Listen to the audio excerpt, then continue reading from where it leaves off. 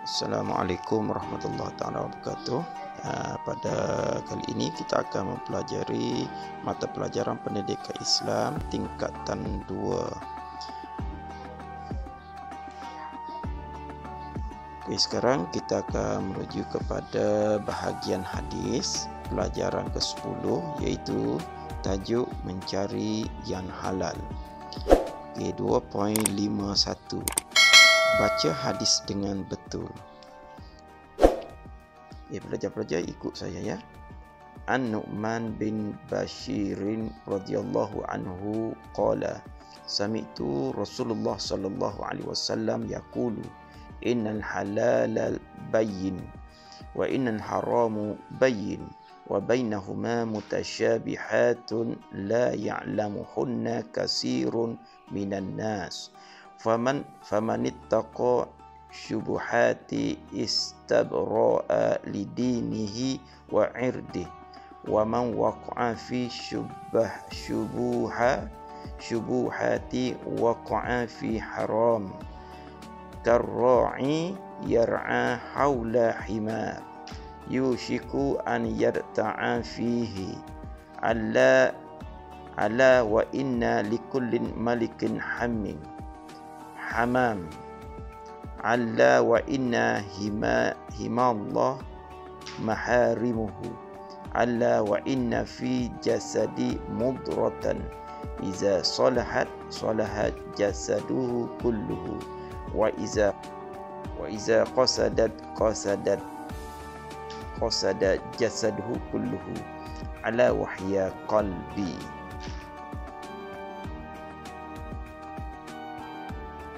Maksud hadis berdasarkan pada 2.52, baca potongan hadis dengan betul dan maksudnya.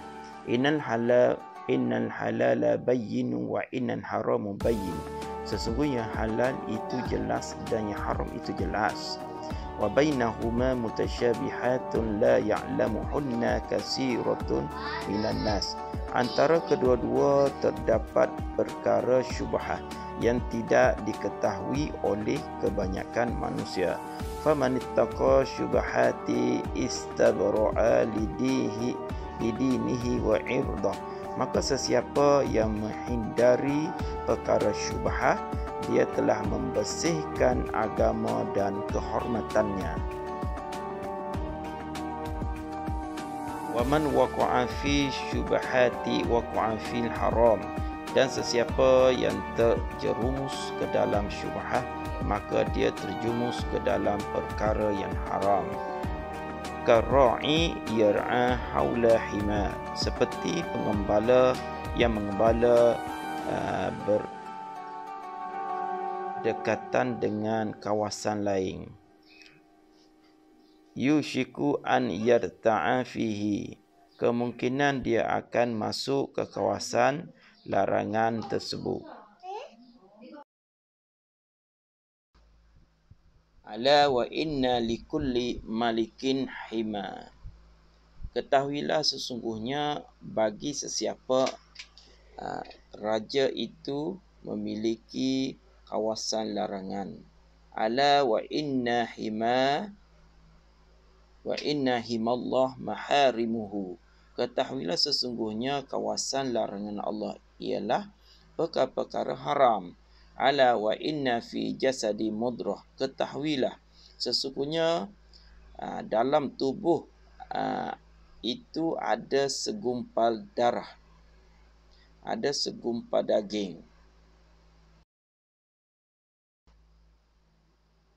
Iza salaha jasaduhu kulluhu. Jika daging itu baik, maka baiklah seluruh tubuhnya.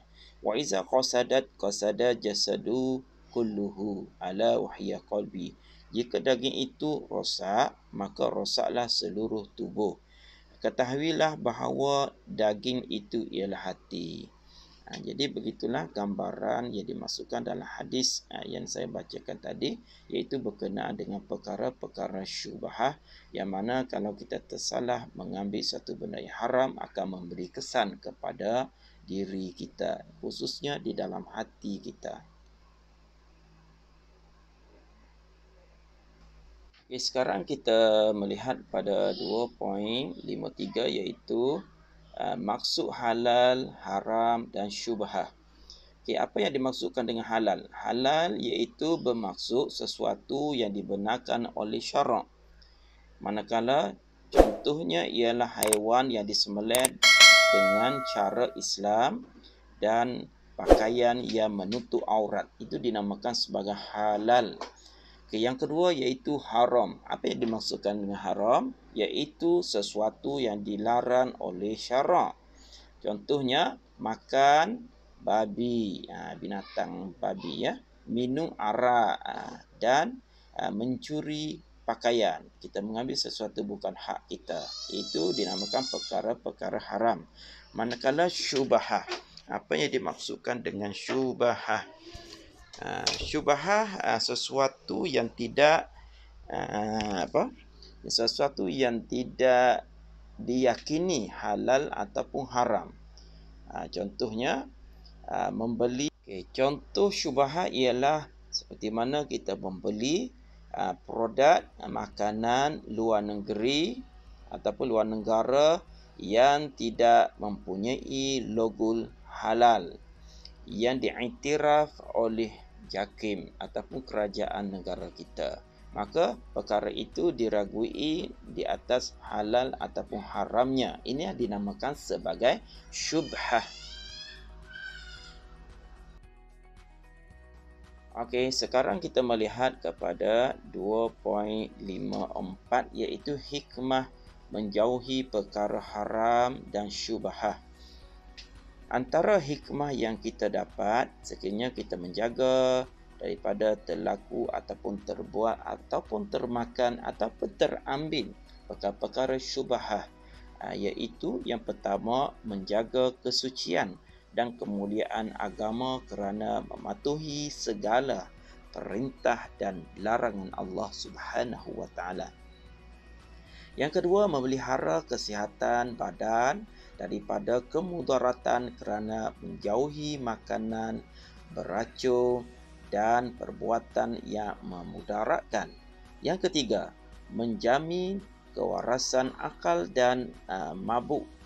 Akal daripada mabuk dan gila kerana tidak minum arak dan mengambil dadah. Yang keempat, menjaga nasab dan maruah daripada rosak kerana tidak berzina dan tidak menjauhi perbuatan yang menjuruskan diri kepada perbuatan zina. Dan akhir sekali, memelihara harta daripada sumber yang haram dan diragui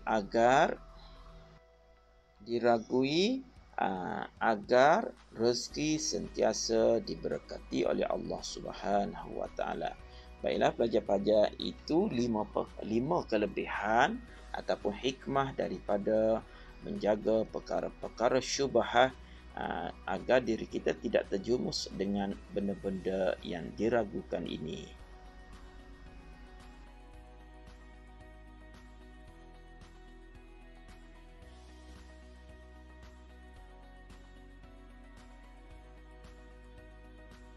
Okey, baiklah pelajar-pelajar, sekarang kita melihat 2.55 pada muka surat 62 iaitu peranan hati di dalam kehidupan manusia. Hati merupakan pemimpin bagi badan. Apabila hati terpelihara, maka seluruh anggota badan akan terbimbing untuk melakukan kebaikan semata-mata kerana Allah Subhanahu wa taala. Sebaliknya, apabila hati tidak terpelihara, maka anggota badan mudah untuk melakukan maksiat kepada Allah Subhanahu wa taala. Sebab itu hadis ini amat menggalakkan kita memilih sesuatu ataupun memakan sesuatu dan selamat daripada perkara-perkara syubhah. Kerana setiap perkara yang masuk dalam badan kita, khususnya benda yang syubhah, dia akan mengubah hati kita kepada perkara yang tidak baik.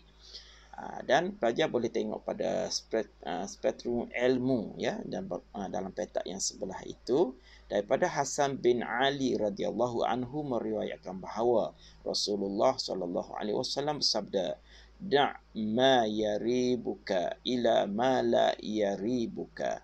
Riwayat Tirmizi dan An-Nasa'i yang membawa maksud tinggalkanlah perkara yang meragukanmu dan gantikanlah dengan perkara yang tidak meragukan kamu.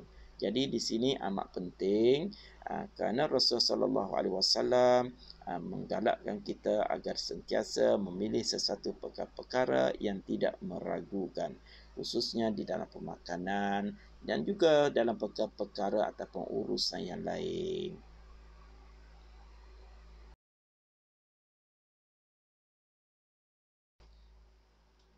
Baiklah pelajar-pelajar, sekarang kita melihat orang pada muka surat 63, orang yang mempunyai hati yang bersih dan hati yang rosak dapat dikenali melalui ciri-ciri yang berikut. Yang pertama, dilihat dari sudut aspek keimanan, iaitu hati yang bersih mematuhi segala perintah Allah Subhanahu Wa Taala. Manakala orang yang tidak memiliki hati yang bersih dan rosak, kufur dan ingkar segala perintah Allah Subhanahu Wa Taala. Selain daripada itu, orang yang hatinya bersih juga akan sabar dan tenang dengan ujian Allah Subhanahu Wa Taala. Manakala orang yang hatinya rosak, keluh kesah, artinya tidak tenang apabila diuji oleh Allah Subhanahu Wa Taala. Manakala orang yang bersih hatinya gementar hatinya apabila disebutkan nama Allah Subhanahu Wa Taala. Bila diberikan nasihat, disebutkan ayat-ayat Al-Quran di hadapannya, hatinya akan rasa takut pada Allah Subhanahu Wa Taala. Dan berbeza dengan orang yang rosaknya hati, sentiasa tertarik dengan nafsu dan keduniaan. Jadi itulah perbezaan di antara orang yang hati rosak dengan orang yang hatinya bersih, berpunca daripada pemakanan yang baik ataupun meninggalkan benda-benda yang syubhah. Okey, yang kedua kita melihat dari sudut ilmu. Aspek ilmu yang tadi kita bincangkan iaitu aspek iman. Sekarang ni aspek ilmu. Orang yang hati bersih memahami peringatan dan pengajaran yang diberikan oleh Allah Subhanahu Wa Taala. Kenapa? Kerana hatinya sentiasa melihat, hatinya tidak mati. Manakala orang yang rosak hatinya tidak mahu menerima kebenaran Al-Quran. Selain daripada itu, orang yang hatinya bersih sentiasa berusaha. Sentiasa berusaha. Manakala orang yang rosak hatinya, dia sentiasa tenggelam dalam kejahilan dan kelalaian. Okey, begitulah perbezaan di antara orang yang bersih hatinya dan orang yang rosak hatinya. Manakala pelajar-pelajar semua boleh tengok pada bahagian sebelah itu, iaitu spektrum ilmu. Salim radhiyallahu anhu berkata, sesiapa yang makan makanan maka derhakalah seluruh tubuhnya, sama ada secara sukarela ataupun dipaksa, secara sendiri ataupun tidak. Sesiapa yang makan makanan yang halal, maka seluruh tubuhnya akan taat dan selari dengan kebenaran.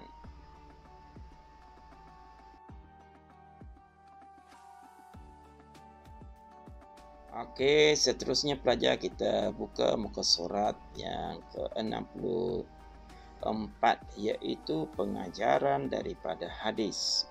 Sebahagian umat Islam, kita hendaklah yang pertama mencari yang halal kerana perbuatan tersebut adalah ketaatan kepada Allah Subhanahu Wa Taala. Yang kedua, menjauhi yang haram kerana perbuatan tersebut adalah suatu larangan dan akan diazab di akhirat kelak. Dan yang ketiga, berusaha untuk menghindari perbuatan yang syubhah kerana perbuatan tersebut boleh membawa kepada perkara-perkara dosa. Baiklah, pelajar-pelajar semua, sekarang kita berada pada muka surat yang sama, iaitu muka surat 64, iaitu amalan. Doa ini pelajar-pelajar semua perlu menghafal, iaitu Allahumma akfini bihalalika anil haram wa aknini bifadlika amma siwak. Sekali lagi saya ulang, Allahumma akfini bihalalika anil haram wa aknini bifadlika amma siwak. Dapat? Sekali lagi. Okey. Allahumma akfini bihalalika anil haram wa aknini bifadlika amma siwak. Yang bermaksud, ya Allah, cukupkanlah aku dengan perkara yang halal daripada perkara yang haram, dan kayakanlah aku dengan kurniaanmu, bukan daripada selainmu. Jadi inilah doa yang pelajar-pelajar boleh amalkan untuk menjadikan dia sebagai benteng dan permintaan kita kepada Allah Subhanahu Wa Taala agar sentiasa kita terpelihara oleh Allah Subhanahu Wa Taala. Dan doa ini pastikan semua pelajar menghafal, dan saya akan menguji kamu semua untuk memastikan kamu semua boleh menghafal doa ini dengan baik. Ini sebagai kerja kamu, ya. Okey. Baiklah pelajar-pelajar semua, untuk mengakhiri pelajaran kita pada kali ini, diharapkan pelajar-pelajar jangan lupa menekan butang subscribe dan juga like sekiranya pelajar-pelajar menyukai video ini, dan juga jangan lupa share kepada kawan-kawan pelajar-pelajar semua, sama ada yang dekat dan jauh. Sekian, terima kasih. Assalamualaikum warahmatullahi taala wabarakatuh.